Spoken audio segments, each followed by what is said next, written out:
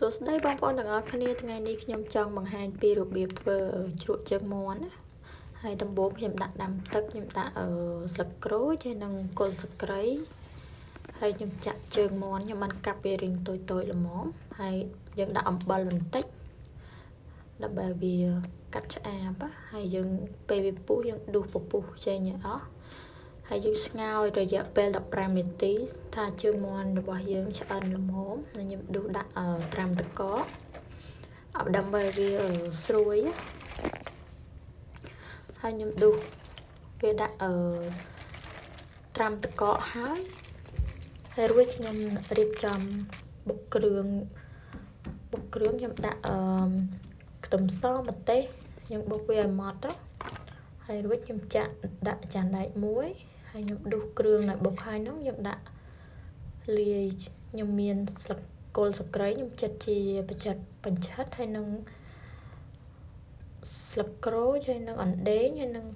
ទឹកក្រូចឆ្មាហើយទឹកត្រីហើយនឹងស្ករសហើយប៊ីចេងបន្តិចផងដែរហើយនឹងទឹក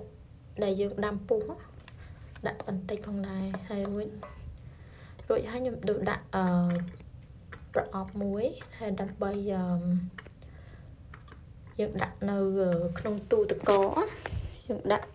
ទូទឹកកកប្រហែល2ម៉ោងអីទៅដើម្បីឲ្យវាត្រជាក់ឆ្ងាញ់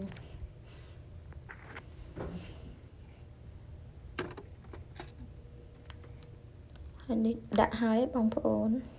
នេះបងប្អូនជ្រក់ជើងមាន់ខ្ញុំបានរួចរាល់ខ្ញុំដាក់ក្នុងទូទឹកកកចំនួន2ម៉ោងដើម្បីឲ្យវាត្រជាក់ឆ្ងាញ់ស្រួយឥឡូវនេះខ្ញុំសាកញ៉ាំមើល